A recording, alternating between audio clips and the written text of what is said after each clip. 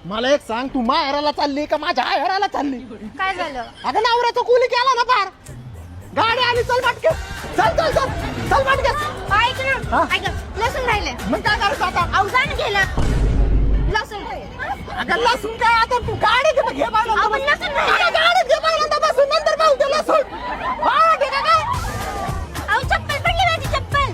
आणतो तू वय पुढे. घेऊन या. चप्पल कधी नीट राहा. काय आहे बाबा, आता पर बायकांच्या पायातून वाना काढून घ्यायला लागला ना तू.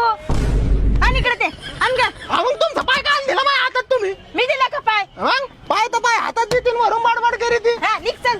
हात कमी लावते. पुढे सारखा डोळा, पुढे सारखा. अहो इथं कुठं?